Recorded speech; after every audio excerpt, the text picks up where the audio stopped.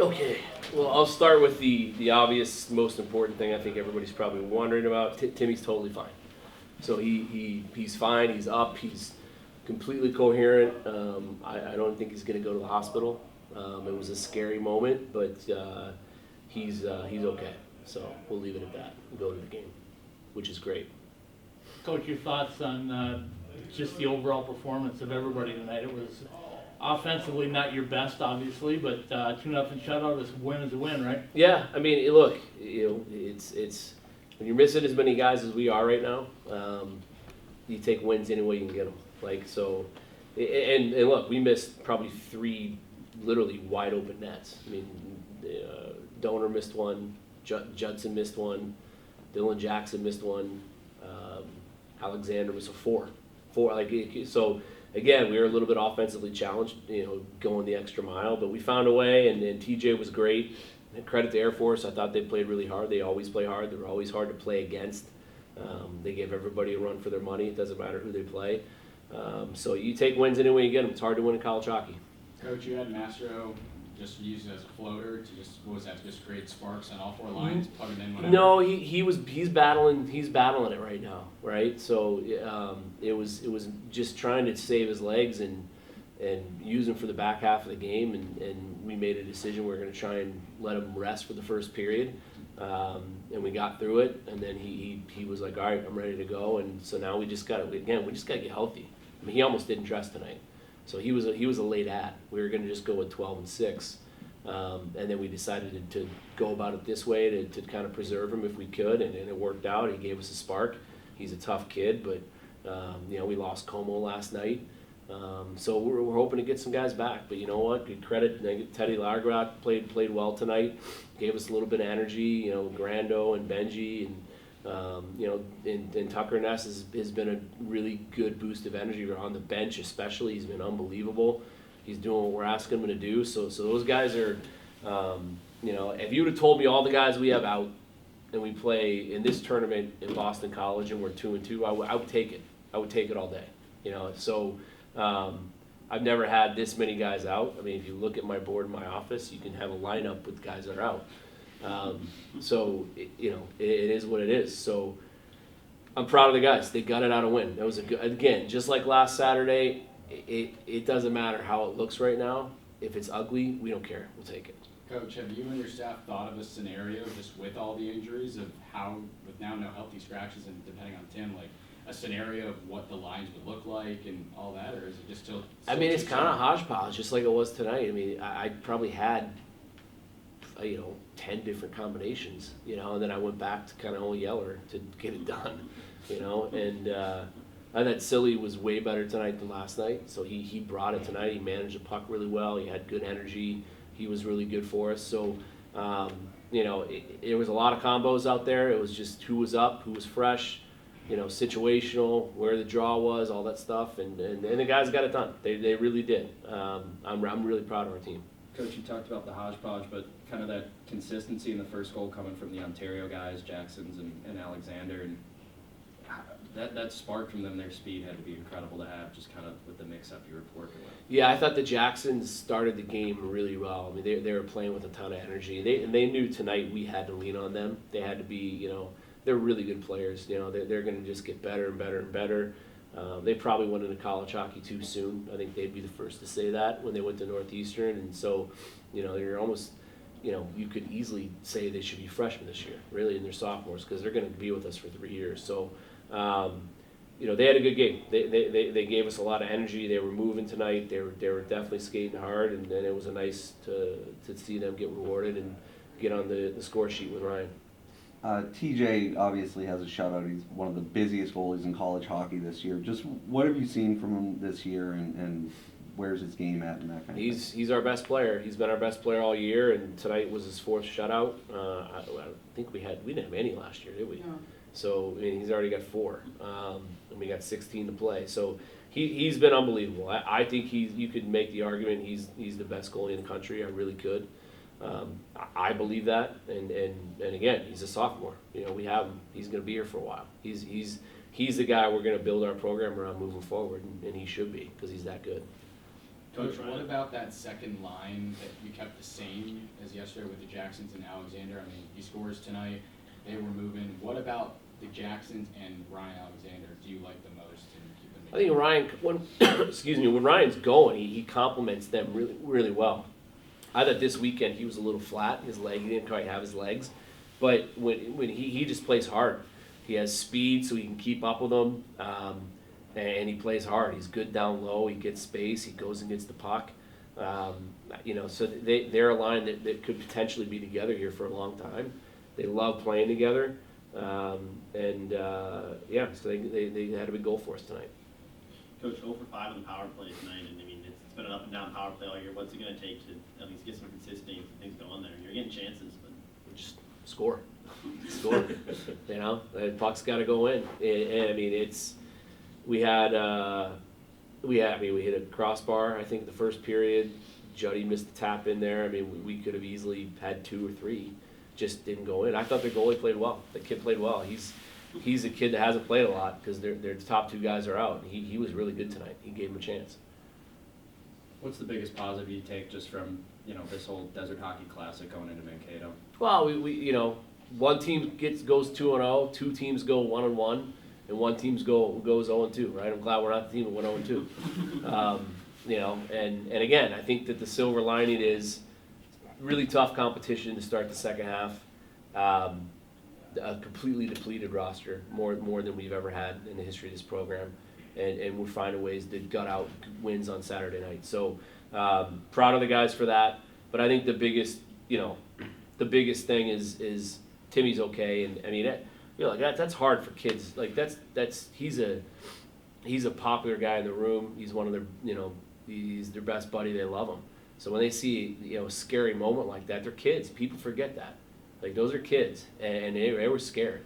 So for them to continue to play with at least half of their brains on Timmy and figure out a way to get it done is really impressive. And I think they deserve a huge credit for that, especially TJ. I saw you bring the whole team over to the bench right after they took Timmy off the ice. What was your message to him just there? I knew he was okay just from experience and seeing that happen and how he was reacting. I won't get into that. I slept at a Holiday Inn last night. But you guys don't get that joke? I got that. Jeez, I thought that was pretty good. I didn't get a laugh. But it was just like he's gonna be okay. Like we gotta play. We gotta play. And just trust me, boys. He's gonna be okay. But you can say that, but it was scary, right? They were scared, and they should have been scared. And Parker, on their team was devastated. And he did. It wasn't a dirty hit. It wasn't a dirty hit, and I went right to the locker room and made sure he knew that because he was scared because it was a scary moment. Coach, during the game, I know you just said that he's going to be okay, but in real time, you were up on the bench and kind of talking to people through the glass. Did you get an update in real time that he was going to be okay? No, I just motioned to my wife to go down. If he was going to go to the hospital, I wanted her to go with him because Timmy doesn't have family here, so I just said go, and she knew what I wanted her to do. And have you been in communication with his family? She has, yeah. I have not yet, yeah. I have one more, sorry Yeah. to keep it going, but you're the first guy to say net front presence and all that, but night and day difference between yesterday and today. Yeah, that's how we got our first goal, like Ryan's goal, and we had Donor just hopped over his stick there in the first period. That was a blue paint goal that should have been ours. And I thought we did a good job defending our net front. TJ made a lot of good saves, but they didn't have any real. They had a couple grade A's, but for the most part, we kept him to the outside, and he played a really controlled game. He controlled everything. He was in complete control from the start to finish, and that's when he's at his best. TJ, start with your 4th shutout. It wasn't an easy one tonight, but how did it feel? It felt great to get that win. Obviously, I thought everybody put in a great effort. It was a great and hard-earned team win. And, as we come down the stretch, each win is super important, and I knew that. And the team knew that going into it. And we just look forward to carry this momentum into next weekend. Coach said you were in control from the very start. Did it feel that way for you tonight? Yeah, I focus on stopping the next shot and keeping my team in every game. And, as long as I can do that and give us the best chance to win, I know the guys are going to compete in front of me and do all they can to win. So, tonight it was obviously great getting that win, and we look forward to rolling into next weekend. Ryan, can you talk a little bit about your your line and your effort tonight? I thought we played really well. I know my line mates, Ty and Dill, we were all pretty frustrated that we couldn't produce for the team, and felt good to just get on the board and help our team win. TJ, I guess where do you think your game's at right now? As you said, you're just trying to keep it going for your teammates and all that. But like, what do you think are like the pluses and minuses of your game right now? Strengths and weaknesses. I think like about the halfway mark, the goalie coach and staff and I kind of sat down and just looked at how much I've improved since last year on various different things. And for me, like a big thing was just working on controlling the plays, controlling the puck, managing my depth, and that's something that we're focusing on. And I feel like I've taken a tremendous step in that area in my game. And like you said, every night I just worry about stopping the next shot, keeping my team in the game, and as long as I can do that, and give these guys a shot every night, you know, we have a chance. TJ, I saw you over by Tim when you'd gone down in the third period, and just kind of being there with him. How do you refocus and get back between the pipes with a good mindset after seeing, you know, a good teammate like that being carted off? Yeah, Tim's obviously a great player and an even better kid, and to see a guy like that go down is so important to this team. It's obviously very frustrating, but we talked about it on the bench. It's important to refocus and kind of finish that game out and win it for Tim. You never want to see a teammate like that go down, and it's a tough play. I'm sure the Air Force player wasn't intending to do that, but we made sure to close that game out and win it for Tim. TJ, this is your fourth shutout of the season already, and you still have 16 to go. What does that mean to you? I think shutouts are a team stat. I think it reflects how well everybody kind of bought in to playing our game and making sure we got a win. You know, a win's a win, no matter how many goals we score, how many goals they score. It's happy to get that 2 points, and it was a great team effort tonight. Ryan, coach kept your second line there together tonight, and how do you feel that chemistry's going with you three? I think it's just we're slowly building it, and every game it just seems we seem to gel together a little bit more, and just they're fun guys to play with, just good kids, and just they know how to find each other, they know how to find me, and I think we'll do nothing but improve if we're kept together. Thank you. For both you guys, can you just talk a little bit about the whole weekend, the way the tournament was, the fans, all of that stuff, and your thoughts on looking forward to this next year? Yeah, we came in obviously expecting to win a championship this weekend, and it was unfortunate losing last night to Michigan Tech, but we came in today with the objective of just winning today and focusing on what we can control. So it was great to get the win today, and obviously have some positive momentum rolling into next weekend. 2 big games against Minnesota State. Just one game at a time. You know, it's really tough losing the first game, especially because it's our tournament, but I mean, you gotta know how to put that behind you and just focus on what's ahead. TJ, we asked Coach Powers his opinion on the net front presence. I was kind of going for an offensive answer, but he said in front of you it improved immensely and some of their chances were limited because they didn't really get inside. What did you see from your defense in front of you tonight that helped you out? Yeah, I thought they did a great job. I mean, obviously anytime I could see the puck, it's a lot easier of a save, so I thought they did a great job moving guys in front of me.